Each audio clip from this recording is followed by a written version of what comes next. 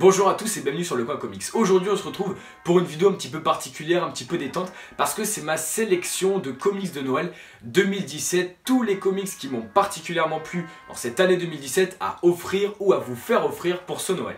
Et on va commencer à parler de Marvel bien sûr, et une collection que j'apprécie particulièrement, éditée par Panini Comics, la collection Marvel Icons. Cette collection, c'est une collection qui reprend les récits, qui réédite les récits les plus emblématiques de l'univers Marvel, une collection qui a un très bon rapport qualité-prix, de 36 € pour, par exemple pour ce Hawkeye, à peu près 30 issues, et c'est une collection qui est tout simplement excellente. Le seul petit défaut qu'on pourrait donner à cette collection, c'est le papier, la qualité du papier qui est différente à un Marvel Deluxe ou un Marvel Select, mais franchement, ça vaut franchement le détour, le prix et les séries présentées. La première série que je vous conseille fortement, c'est la série Hawkeye que je vous ai déjà présentée en zoom sur, un énorme coup de cœur par Matt Fraction, David Aja et Annie Yu qui nous présentent les nouvelles aventures de ce Hawkeye, ce Clint Barton et également de Kate Bishop qui vont avoir pas mal de problèmes dans leur vie, un gros coup de cœur à directement commander ou offrir pour Noël. L'autre énorme coup de cœur, c'est la série Ultimate. Ultimate est une série qui a été éditée dans les années 2000 pour relancer un petit peu les ventes de l'univers Marvel, et donc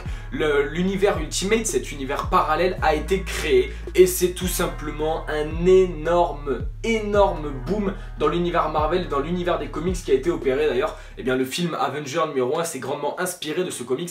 Le tome 1 est déjà paru en Marvel Icons et le tome 2 également vient de sortir, clairement et indéniablement un de mes plus gros coups de cœur de cette année 2017.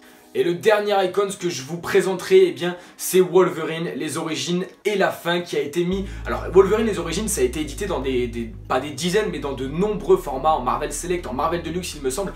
Et ils nous ont réédité tout ça dans un magnifique Marvel Icons, un Marvel Icons totalement extraordinaire dans lequel on nous ressort les origines 1, les origines 2 et également Wolverine, la fin, donc qui nous retrace vraiment toutes les origines de notre griffu préféré. Le coup de cœur également avec Ultimate en Icons de cette année 2017 à lire absolument, si ce n'est pas le cas. Qui plus est, les comics que je vous ai présentés en Marvel Icons sont des comics qui ne nécessitent pas de connaissances particulières avant d'être lus, et vous pouvez donc les lire même si vous ne connaissez rien au personnage. On va maintenant parler de la collection 20 ans Panini Comics, parce que vous le savez, on l'a entendu partout, Panini a fêté ses 20 ans cette année. Ils nous ont sorti une collection spéciale avec 12 comics librairies. Je vais vous en présenter deux particulièrement, Wolverine et Punisher. Donc cette collection 20 ans Panini Comics, c'est une collection qui reprend les récits les plus emblématiques, des héros les plus emblématiques de Marvel, et il y en a qui demandent des connaissances avant d'être lus. Je pense notamment à Spider-Man qui demande d'avoir lu Civil War, ce genre de choses. Mais ces deux récits ont été de véritables coups de cœur. On en a également parlé dans les zooms sur Wolverine et le Punisher, qui ont été de vraies révélations. Donc le Punisher, en fait, c'est vraiment une petite partie de ce qu'il y a dans les Icons également du Punisher que j'ai pas encore lu, mais ça c'est les premiers chapitres qui sont présents dans les Icons. Et Wolverine, c'est tout simplement l'histoire d'amour avec Mariko, son âme sœur japonaise qu'il entretient, avec des dessins de Frank Miller totalement extraordinaires, un récit et des récits totalement emblématiques. La collection 20 ans Panini Comics qui en plus à la fin, bon là il n'y en a que deux, mais vous donne une très jolie frise. On est sur un bon rapport qualité-prix qui plus est. Je vous conseille fortement de sauter sur ces deux récits et sur les 12 clairement de la collection Panini Comics, qui sont des récits qui vous plairont à coup sûr tellement ils ont marqué l'histoire des comics. On ne peut pas parler de Panini Comics sans parler de la collection Marvel Deluxe, qui est la collection la plus finie de l'éditeur, et cette année 2017 a été marquée par un énorme coup de cœur avec cette réédition de Daredevil, Sans Peur et Le Diable en Cavale.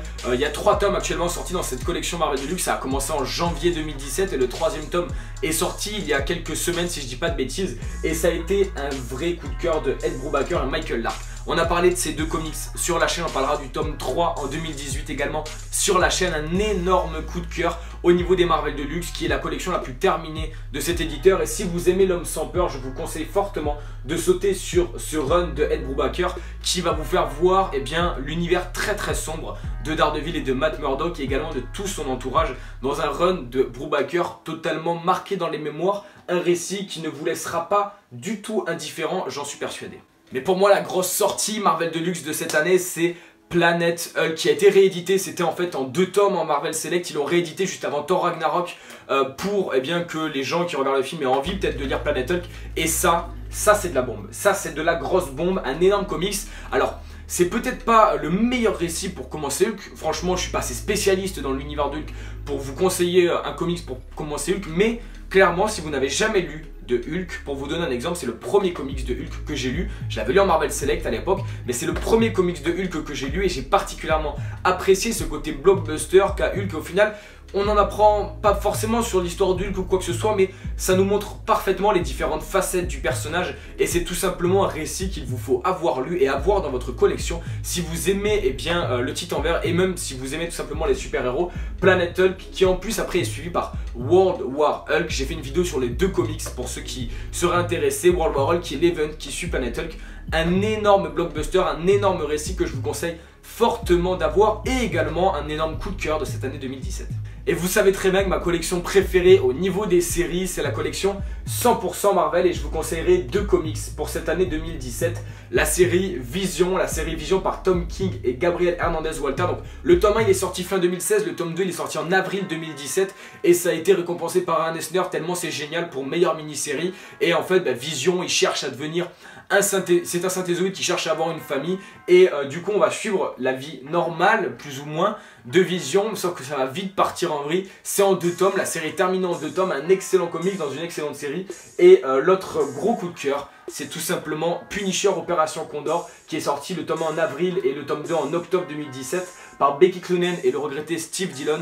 Une énorme série sur le Punisher qui ne vous demande pas de connaissances particulières pour être lu. On suit un Punisher qui va traquer Condor, une opération qui vend de la drogue pour vous résumer la chose. C'est en 2 tomes et le 3e sortira début 2018, un énorme coup de cœur, 2 énormes séries, puis une collection 100% Marvel, toujours aussi bonne avec, on n'oubliera pas de noter des séries telles que Power Man Iron Fist ou encore Moon Knight qui ont été des gros coups de cœur de cette année 2017.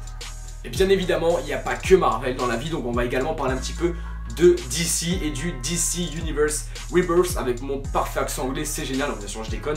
DC Universe Rebirth, c'est le relaunch qui a eu lieu cette année chez DC Comics, alors en 2016 chez DC Comics, en 2017 en France chez Urban Comics, et la bible du DC Universe Rebirth, c'est cet énorme récit qui permet de faire tout simplement la jonction entre les New 52 et le Rebirth. Donc le Rebirth c'est quoi? C'est un relaunch de l'univers DC Comics et il est orchestré par Jeff Jones et dans ce comics vous allez retrouver le DC Universe Rebirth, le récit qui va vous permettre de comprendre comment on passe des New 52 au Rebirth, mais bien sûr le DC Universe Rebirth il ne fait pas ces 400 pages, il y a également tous les numéros Rebirth de toutes les séries éditées en France et aux États-Unis bien évidemment. Donc vous avez du Cyborg, du Justice League, du Aquaman, du Green Lantern, du Hal Jordan and the Green Lantern Corps, vous avez enfin toutes les séries en fait, du Batman, du Nightwing, du Harley Quinn, Suicide Squad, etc.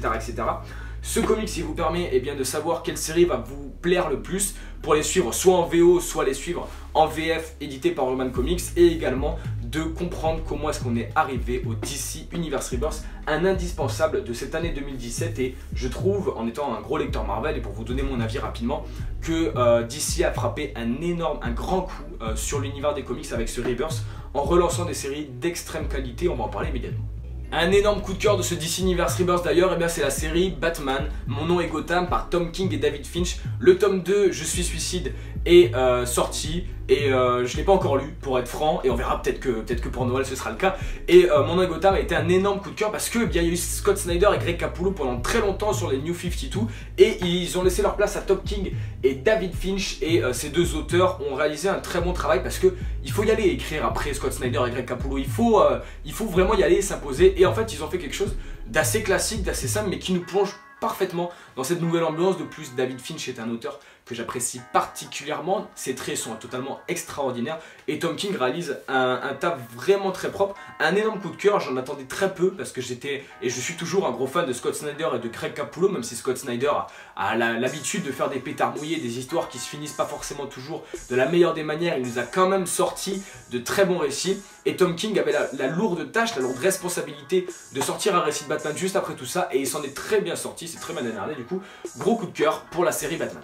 Mais le plus gros coup de cœur de ce DC Universe Rebirth pour ma part, c'est la série Superman, le fils de Superman par Peter G. Tomasi et Patrick Gleason. Ces deux artistes qui étaient présents sur la série Batman et Robin, qui est une des meilleures séries à mon goût des New 52, et ils sont arrivés à nouveau sur une relation père-fils entre Superman et son fils, et du coup donc le nouveau Superman, il vous faut lire le DC Universe Rebirth pour tout comprendre, je vous laisserai découvrir.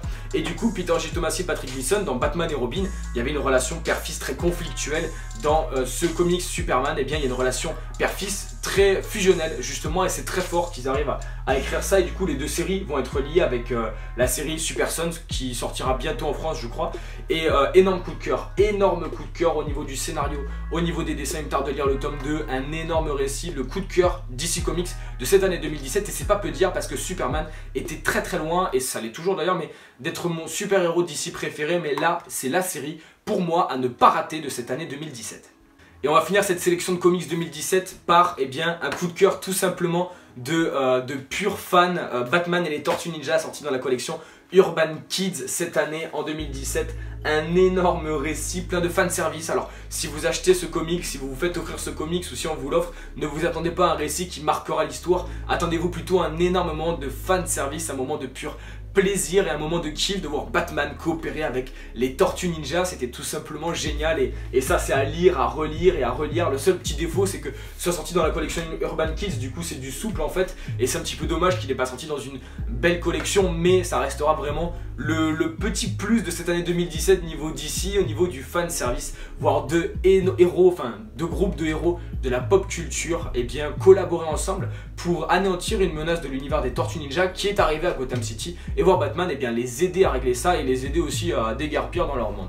Donc clairement un énorme coup de cœur, et à se faire offrir sans hésiter, ou à offrir à tout fan de Tortues Ninja ou de Batman ou de pizza, mettez-le sous le sapin. Bon, en tout cas j'espère que cette vidéo vous aura plu. C'était vraiment ma présentation de mes coups de cœur de comics 2017 en vous présentant tous les comics que j'ai lus en 2017 et qui sont sortis en 2017 ou qui ont été réédités en 2017, qui m'ont particulièrement plu. C'était vraiment une sélection comics de Noël à vous faire offrir, à offrir également à tout fan de comics, ou à offrir pourquoi pas à une personne qui n'a jamais lu de comics. Si vous proposez un de ces comics, si vous offrez un de ces comics, vous ne serez pas déçus, vous allez faire un nouveau fan de comics, et c'est la plus belle des récompenses. J'espère qu'elle vous aura plu la vidéo. En tout cas, n'hésitez pas à laisser un like pour faire avancer la chaîne, et dites-moi dans les commentaires votre sélection de comics de Noël 2017 ou votre sélection de 2017 tout simplement.